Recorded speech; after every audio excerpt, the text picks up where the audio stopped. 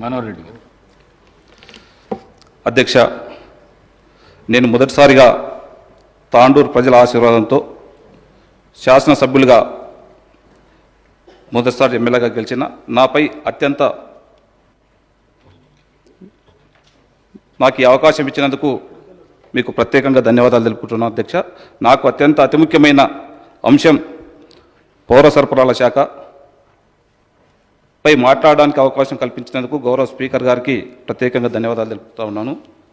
అధ్యక్ష, 2024-25 ఆర్థిక సంవత్సరం గాను ఉప ముఖ్యమంత్రి గారు ప్రవేశపెట్టిన బడ్జెట్ అన్ని వర్గాలకు ఆమోదించదగినదిగా సంతృప్తిపరిచే విధంగా ఉందని తెలియజేస్తూ గౌరవ రేవంత్ రెడ్డి గారి ఆధ్వర్యంలో కాంగ్రెస్ ప్రభుత్వం ప్రవేశపెట్టినటువంటి బడ్జెటు రైతులకు 2 లక్షల రుణమాఫీ, దాదాపు 31,000 కోట్ల రుణమాఫీ చేసినందుకు ప్రజలకు గొప్ప మేలు చేసినట్లయింది అధ్యక్ష. పౌర సరఫరాల శాఖ సంబంధించినటువంటి 2023 డిసెంబర్ 1న 1వ వారం నుండి తెలంగాణలో కొత్త ప్రభుత్వం రాగానే కొత్త పంపిణీ ద్వారా పౌర సరఫరాల శాఖలో గుర్తించదగిన మార్పు వచ్చిందని, మునుపెన్నడూ లేని విధంగా ఆశావాదం మరియు నిబద్ధతతో సానుకూలంగా కనిపించే మార్పును తీసుకురావడానికి డిపార్ట్మెంట్లోని ప్రధాన నిర్లక్ష్యం చేయడానికి ప్రాంతాలను త్వరగా గుర్తించడం జరిగింది అధ్యక్ష. అంతకుముందు పూర్తిగా పట్టాలు తప్పినటువంటి స్తంభించిపోయినటువంటి భావించిన దాని నుండి మార్పు వచ్చింది. ఇప్పుడు చురుకైన త్వరగా స్పందించే శాఖగా మార్చబడిందని, ఆశించిన ఫలితాలను సాధించడానికి ఉత్సాహంతో పనిచేస్తుంది. నిర్దేశించిన లక్ష్యాలను సాధించడానికి గరిష్టంగా కృషి చేసినందుకు అన్ని స్థాయిల సిబ్బందికి అవగాహన కల్పించినందుకు అధ్యక్ష 2024-25 సంవత్సరానికి పౌర సరఫరాల శాఖ సంబంధించిన బడ్జెట్లో కేటాయించిన 3,835.66 కోట్లు, గతంలో 3,190 కోట్లు గతంలో కేటాయిస్తే దాని కొద్దీ ఈసారి ఎక్కువగా కేటాయించడం. అదేవిధంగా అధ్యక్ష, ఈ శాఖ రుణం కూడా వడ్డీ భారాన్ని తగ్గించడానికి గౌరవ మంత్రివర్యులు కానివ్వండి, గౌరవ ముఖ్యమంత్రి గారి సహకారంతో 7,633 కోట్లు ఎంతో కాలంగా కేంద్ర ప్రభుత్వం వెబ్సైట్ దగ్గర పెండింగ్లో ఉన్నటువంటి బకాయిలని 35,061 కోట్ల రూపాయలు తీసుకోవడం జరిగింది అధ్యక్ష. దాంట్లో అధికారులందరూ కూడా దాదాపు 315 కోట్ల రూపాయల రుణం భారం తగ్గించడం కూడా జరిగింది అధ్యక్ష. 1/1/24 నాటికి ఉన్న రుణం మొత్తము 58,623 కోట్లు ఉంటే అధ్యక్ష 31/3/2024 నాటికి 52,276.78 కోట్లకు తగ్గింది అధ్యక్ష. ఈ రుణ భారము దాదాపు 6,346 కోట్ల రూపాయలు తగ్గించడం జరిగింది అధ్యక్ష. అదే కాకుండా అధ్యక్ష, మన అధికారులు గౌరవ సివిల్ సప్లై మినిస్టర్ గారి సహకారంతో ఒక మంచి రూట్ అక్టమైజేషన్ అనే విధానం ద్వారా ఆ కార్పొరేషన్కి అధ్యక్ష దేశంలో ఎక్కడ లేని విధంగా సివిల్ సప్లై కార్పొరేషన్ని గతంలో ఏ విధంగా ఉండే అధ్యక్ష, దయచేసి దీని ద్వారా రాష్ట్ర సివిల్ సప్లై కార్పొరేషన్కు 5.66 crores ఆదాయం వచ్చింది అధ్యక్ష. గతంలో ఏం చేసేది అధ్యక్ష, ఇది తాండూరులో ఎగ్జాంపుల్ మన దగ్గర ఒక రైస్ మిల్ ఉందంటే అక్కడ నుంచి డైరెక్ట్ చెర్లపల్లి గోడౌన్కు బియ్యం తీసుకుపోయేది, అక్కడ స్టాక్ పాయింట్ ఉండేది అధ్యక్ష.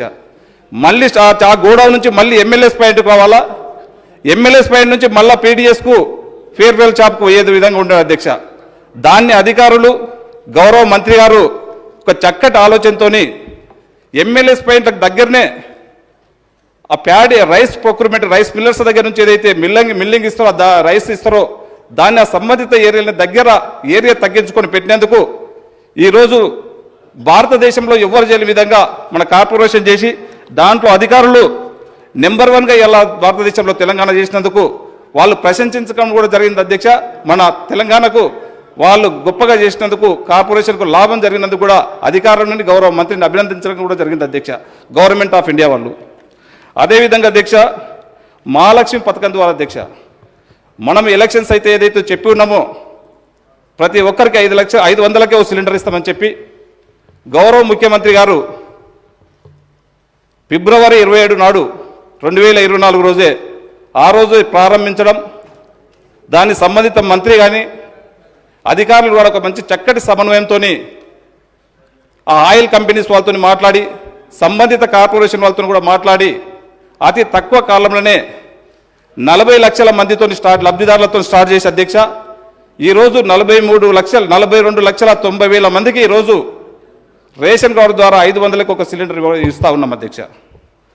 దాదాపు అధ్యక్ష వాళ్ళందరూ కూడా ఇప్పటికే వాళ్ళకి తీసుకున్నది ప్రకారం కూడా గతంలో 3 సంవత్సరాల్లో అయితే ఏ విధంగా అయితే ఆ లబ్ధిదారులు ఆ రేషన్ వాళ్ళు తీసుకుంటుండ్రో దాన్ని బేసైజ్ చేసుకునే ఈరోజు ఆ లబ్ధిదారులకు కానివ్వండి, ఆ హౌస్ హోల్డర్స్ కానివ్వండి, ఆ రేషన్ కార్డు ఉన్న వాళ్ళకి 500 కోట్లు ఇవ్వడం జరుగుతూ ఉంది అధ్యక్ష. మిగతా అమౌంట్ ఎక్కువ కట్టుకున్నటువంటిది కూడా ఎంబడే 2-3 రోజులలోనే ఏదైతే 500కు 950 రూపాయలు ఏదైతే కట్టి వాళ్ళు సిలిండర్ తీసుకుంటున్నారో మిగతా అమౌంట్ నేరుగా వాళ్ళ అకౌంట్లకు 2-3 రోజులకు వచ్చే విధంగా డైరెక్ట్ వాళ్ళ అకౌంట్లకు పంపి SMS ద్వారా కూడా వాళ్ళకి తెలపడం జరుగుతూ ఉంది అధ్యక్ష. అదే కాకుండా అధ్యక్ష దీంట్లో దాదాపు ఈ 42,90,000 మందికి ఏదైతే మనం గ్యాస్ సిలిండర్స్ ఇస్తా ఉన్నామో ఇప్పటి వరకు దాదాపు ఒక 321 కోట్ల రూపాయలు కూడా ఇవ్వడం జరిగింది అధ్యక్ష. అదే కాకుండా అధ్యక్ష ఈరోజు రేషన్ కార్డ్స్ అధ్యక్ష గత 10 సంవత్సరాల నుంచి ఎక్కడ కూడా కొత్త రేషన్ కార్డులు ఇవ్వలేరు అధ్యక్ష. ఇప్పుడు ఎక్కడ పోయినా మన గ్రామాలకు పోయినా రేషన్ కార్డులు అడుగుతూ ఉన్నారు అధ్యక్ష. దయచేసి మీ ద్వారా రేషన్ కార్డులు కూడా మనం తొందరగా ఇవ్వాలని చెప్పి, ఎందుకంటే ప్రజలు కూడా చాలా ఆశలు పెట్టుకున్నారు మనని ఇస్తామని చెప్పి కూడా మనం చెప్పి ఉన్నాం అధ్యక్ష. వారికి కూడా రేషన్ కార్డులు కూడా అందరికి ఇవ్వాలని చెప్పి మీ ద్వారా గవర్నమెంట్ మన ముఖ్యమంత్రి గారికి గౌరవ మంత్రి గారికి తెలియజేసుకుంటూ అధ్యక్ష ముఖ్యంగా కొనుగోలు కేంద్రాల అధ్యక్ష వాస్తవంగా కరోనా టైంలో వచ్చినప్పటి నుంచి కూడా గత ప్రభుత్వం వారు కూడా కొనుగోలు కేంద్రాలు స్టార్టించడం, ఆ గవర్నమెంటే కొనుగోలు కేంద్రాలు స్టార్ట్ చేయడం జరిగింది అధ్యక్ష. అప్పుడు దాదాపు 7,000 కొనుగోలు కేంద్రాలు ఆ రోజు గ్రామీణ ప్రాంతంలో స్టార్ట్ చేయడం జరిగింది. ఆ రోజుకు ఈ రోజుకి ఏ విధంగా ఉంది అధ్యక్ష అంటే దయచేసి ఈరోజు ఆ రోజు ఏదైతే మనం ఆఖరి గింజ వరకు అయితే కొనాలని చెప్పినామో కొనుగోలు కేంద్రాలు పెట్టిండ్రు. వాళ్లకు కొనుగోలు కేంద్రాలకు సరైన టైంలో గన్నీలు ఇచ్చేవాళ్ళు కాదు అధ్యక్ష. గన్నీలు ఇచ్చినా కానీ లారీలు టైంకి వచ్చేటివి కావు అధ్యక్ష. ఈ గన్ని బ్యాగ్స్ టైంకి వచ్చేటివి కావు అధ్యక్ష. గన్ని బ్యాగ్స్ గన్ని బ్యాగ్స్ వచ్చిన తర్వాత కూడా లారీలు కూడా కరెక్ట్ కళ్ళ కాడికి వచ్చేటివి కావు అధ్యక్ష. ఈ 2 వచ్చినా కానీ రైస్ మిల్ల కాడిపోతే రైస్ మిల్లర్ కూడా టైం మీద అన్లోడ్ చేసుకునే పరిస్థితి లేకుండా అధ్యక్ష. ఈ రబ్బీ సీజన్లో గౌరవ మంత్రి గారు కానివ్వండి, గౌరవ అధికారులందరూ కూడా ఒక చక్కటి ప్రణాళిక తయారు చేసుకున్న అధ్యక్ష. వారి పర్యవేక్షణలో ఈరోజు ఎక్కడైనా ప్యాడీ ప్రొక్యూర్మెంట్ సెంటర్ ఏదైనా PPC సెంటర్ జరుగుతూ ఉందంటే కమిషనర్ కానుంచి కలెక్టర్ కానుంచి మనం అందరం కూడా పర్యవేక్షణ చేయడం జరిగింది అధ్యక్ష. ఎక్కడ కూడా ఈసారి రబ్బీలో స్టార్ట్ చేసి గతంలో ఎప్పుడైనా మనం April 1st Vicco 2nd Vicco మనం స్టార్ట్ చేస్తూ ఉంటుంటాం అధ్యక్ష. ఈసారి ఆ విధంగా కాకుండా మార్చి 3rd వీక్లోనే ఈసారి ముందుగా సీజన్ కొద్ది ఒక 15 రోజుల ముందే మనం స్టార్ట్ చేసి బ్రహ్మాండంగా రైతుల అందరూ కూడా ఎలాంటి ఇబ్బంది లేకుండా అధ్యక్ష వర్షాలు పడ్డా తడిసినటువంటి ధాన్యాన్ని కూడా మనం సేకరించడం జరిగింది అధ్యక్ష. గతంలో గన్ని బ్యాగులు లేక చాలా ఇబ్బంది పడేది. ఈసారి ఈ రబ్బీ సీజన్లో ఎక్కడ కూడా ఏ రైతుకు గన్ని బ్యాగులు ఇబ్బంది లేకుండా వారికి ట్రాన్స్పోర్టింగ్ కూడా అధ్యక్ష ఇమ్మీడియట్ ఆ కల్లాల ఒడ్లు వేమెంట్ అయిపోయిన వెంబడే వాళ్లకు లారీ కూడా ట్రాన్స్పోర్టింగ్ లారీ సౌకర్యం కూడా వచ్చేది మనం చేయడం జరిగింది అధ్యక్ష. లారీలే కాకుండా కూడా రైస్ మిల్ల దగ్గర ఒక చక్కటి ప్రణాళికతోని అధికారులందరూ సమన్వయంతో గౌరవ మంత్రి గారు ఎప్పటికప్పుడు పర్యవేక్షించుకుంటా వారి సహకారంతో ఎలాంటి రైతులకు ఇబ్బంది కాకుండా ఆ మిల్లర్ కూడా ఇబ్బంది లేకుండా అధ్యక్ష ఈసారి చాలా చక్కగా రబ్బీ సీజన్లో ప్రొక్యూర్మెంట్ చేయడం జరిగింది అధ్యక్ష. గతంలో అధ్యక్ష వాళ్లకు డబ్బులు కూడా సరైన టైంకి వచ్చేటివి కావు అధ్యక్ష. నెల రోజులకు 45 రోజులకు వాళ్ళకి డబ్బులు వచ్చేది అధ్యక్ష. ఎందుకంటే నేను కూడా అప్పుడు PSC చైర్మన్గా ఉన్నా, నేను కూడా ప్రొక్యూర్మెంట్ సెంటర్స్ కూడా దాంట్లో అప్పుడు చేపట్టడం జరిగింది అధ్యక్ష. మా మండలంలో 4, 5, 10, 14 ప్రొక్యూర్మెంట్ సెంటర్స్ కూడా ఉండే. టైంకు డబ్బులు వచ్చేది కావు అధ్యక్ష. అప్పుడు దాదాపు 10 వాళ్ళు కరెక్ట్ అధికారులు సమన్వయం లేక నెల రోజుల నుంచి 45 రోజులకు ఒక్కొక్క రైతుకు వచ్చే విధంగా ఉండే అధ్యక్ష. ఈసారి ఈ రబ్బీ సీజన్లో ఏదైతే చేసినాం అధ్యక్ష, రైతులకు 2 నుంచి 3 రోజుల లోపలనే డబ్బులు రావడం జరిగింది అధ్యక్ష. గతంలో అధ్యక్ష వీళ్ళకి అవగాహన రైతేమో ఇక్కడ మనం యాక్చువల్గా నేను కులక్షలలో ఒక పీపీసీ సెంటర్ ఉందంటే ఇక్కడ లోడింగ్ చేసుకొని వాళ్ళు ఏదో కరీంనగర్ రైస్ మిల్క్ రాసిస్తుంటారు అధ్యక్ష. అప్పుడు కరీంనగర్కి డంపింగ్ చేసుకోవాల్సిన అవసరం ఉండే అధ్యక్ష. వాడి లోడింగ్ చేసిన తర్వాత కరీంనగర్ దగ్గర 3 రోజులు లారీ పెట్టుకొని అన్లోడ్ చేసుకోవాలని చెప్తే దాంట్లో తాళ్ళు ఉన్నది, ఒడ్లు పచ్చిగున్నాయి, నాకు క్వింటల్కి 5 కిలోలు కట్ చేస్తావా, నాకు క్వింటల్కి 10 కిలోలు కట్ చేస్తావా అని చెప్పేది అధ్యక్ష. ఈ విధంగా రైతులని ఏదైతే మంచి సిస్టంతో మనం కొనుగోలు కేంద్రాలు రైతుకు మంచి రేటు రావాలని చెప్పి ఏదైతే పెట్టి ఉన్నామో దాంట్లో గత ప్రభుత్వములా రైతులు ఇబ్బంది పడ్డారు అధ్యక్ష. దళారీల కొద్ది ఎక్కువ కూడా మిల్లర్లు లాస్ట్ టైం మోసం చేయవలసిన అవసరం ఉంది అధ్యక్ష. సార్ అప్పుడు జరిగినటువంటి విషయం చెప్తున్నా అధ్యక్ష. గతంలో జరిగినటువంటిది రైతుకు నష్టం జరిగింది. రైతుకు అదే ఒక సిస్టంతో అధ్యక్ష రైతుకు ఇబ్బంది లేకుండా గౌరవ మంత్రి గారు కానివ్వండి, గౌరవ ముఖ్యమంత్రి గారు కానివ్వండి, గౌరవ అధికారులు ఒక సమన్వయంతో ఈరోజు ఒక చక్కగా పనిచేసిన అధ్యక్ష. ఈ లాస్ట్ టైం ఏదైతే 44 లక్షలు ఏదైతే ప్రొక్యూర్మెంట్ చేసిర్రో ఎక్కడ కూడా గీత కాంప్లైంట్ లేవు అధ్యక్ష. గతంలో చూసినాం అధ్యక్ష, ఒక లారీ రావాలంటే నీకు కూడా తెలుసు అధ్యక్ష, లారీలు రావాలంటే రోడ్ల మీద మనం ధర్నాలు చేసినాం అధ్యక్ష. పోలీసు వాళ్ళని పెట్టి లారీలు తీసుకురావాల్సి వచ్చింది అధ్యక్ష. ఇదంతా కాకుండా ఒక చక్కటి ట్రాన్స్పరెంట్తో ఈరోజు దాదాపు ఒక 75 లక్షల టన్నులకు ఈసారి అధికారులు ప్లాన్ చేసుకుంటే బయట మార్కెట్లో కూడా రేట్ బాగున్నందుకు దాదాపు ఒక 45 లక్షల పైన టన్నుల రైతులకు ఎక్కడ కూడా ఇబ్బంది లేకుండా ట్రాన్స్పరెంట్గా ఈసారి రైతు పీపీసీ కొనుగోలు కేంద్రాల ద్వారా ధాన్యాన్ని కొన్నందుకు గౌరవ ముఖ్యమంత్రి గారికి, గౌరవ మంత్రికి, అధికారులకు అందరూ కూడా ధన్యవాదాలు తెలుపుకుంటూ అధ్యక్ష. ఈసారి దాంట్లో అధ్యక్ష లాస్ట్ టైం రైస్ మిల్లర్స్కి ఏ విధంగా ఇచ్చారు అధ్యక్ష, వాళ్ళ దగ్గర ఒక వస్తువు మన దగ్గర నుంచి మిల్లర్కి ఇచ్చినప్పుడు గవర్నమెంట్ నుంచి ఇచ్చినప్పుడు ఎన్నో జాగ్రత్తలు పాటిస్తాం అధ్యక్ష. ఈరోజు ఆంధ్రలో ఉన్నది అధ్యక్ష, వాళ్ళకు బ్యాంక్ గ్యారంటీ తీసుకొని ఇచ్చారు అధ్యక్ష. గతంలో ఎలాంటిది లేదు అధ్యక్ష, కరెక్ట్ వడ్లు ఇక్కడ ఇచ్చారు, వాళ్ళకి నచ్చినటువంటి మిల్లులకు ఇష్టం వచ్చినట్లు డంపింగ్ చేశారు అధ్యక్ష. నేను గౌరవ మంత్రి గారు కానివ్వండి, గౌరవ అధికారులకు నేను ఒకటే వేదిక ద్వారా కొడుతూ ఉన్నాను, ఒక సిస్టమ్ మంచి సిస్టమ్ పెట్టండి. ఎందుకంటే మనం ఏదైతే ఇస్తున్నామో ధాన్యాన్ని మిల్లర్స్ దగ్గర నుంచి కూడా ఒక బ్యాంక్ గ్యారంటీని పెట్టుకోండి. దాంట్లో కొద్దిగా ఇబ్బందికరంగా కూడా ఉంది అధ్యక్ష. ఒక మిల్లర్కు కెపాసిటీ అధ్యక్ష, దాంట్లో ఒక మిల్లర్ 2 రకాల మిల్లింగ్స్ ఉంటాయి అధ్యక్ష. ఒకటి ఫర్బైల్డ్ రైస్ మిల్లు, ఒకటి రా రైస్ మిల్ అధ్యక్ష. ఎందుకంటే నాకు కూడా రైస్ మిల్స్ ఉన్నాయి అధ్యక్ష, నాకు తెలుసు. దాంట్లో ఫర్బైల్డ్ రైస్ మిల్లు దాదాపు ఒక కెపాసిటీ రోజు గంటకు 8 టన్నుల కెపాసిటీ ఉంటుంది అధ్యక్ష. రా రైస్ మిల్లు 2 టన్నులు ఉంటుంది, 4 టన్నులు ఉంటుంది, 6 టన్నులు ఉంటాయి అధ్యక్ష. కెపాసిటీకి కొద్దిగా ఎక్కువ వాళ్ళకి ఇవ్వడం జరిగింది అధ్యక్ష, కొంతమందికి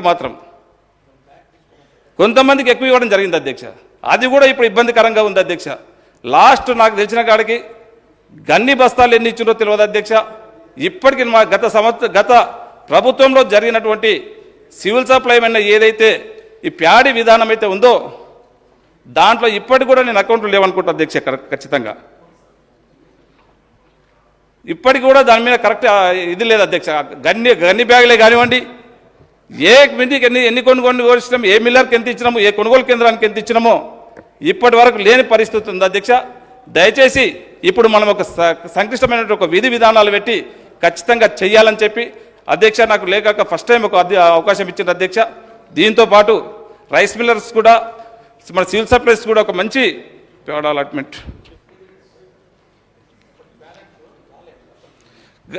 చాలా అది ఉంది, అది చూసుకుంటారు. అది చాలా మటుకు ఇంకా మిల్లర్స్ దగ్గర ప్యాడీ కూడా ఉంది, అది చూస్తూనే ఉన్నారు. ఖచ్చితంగా అధికారులు దానిపైన గవర్నమెంట్ అది ఖచ్చితంగా వాళ్ళ దగ్గర లెక్కలు ఉన్నాయి, అది ఖచ్చితంగా తీయాలని చెప్పి కూడా గౌరవ సార్ గారికి దాంట్లో దీని మీద మంచి మంత్రి గారికి కూడా ఈ సివిల్ సప్లై పైన మంచి నాలెడ్జ్ ఉంది. ఎందుకంటే సెంట్రల్ గవర్నమెంట్లో ఉన్నటువంటి దాదాపు అక్కడ ఎన్నో డ్యూస్ ఉంటే కూడా ఈ మధ్యన చూసినాం 315 కోట్లు కూడా అక్కడ ఉన్నటువంటి డ్యూస్ను కూడా తీసుకురావడం జరిగింది.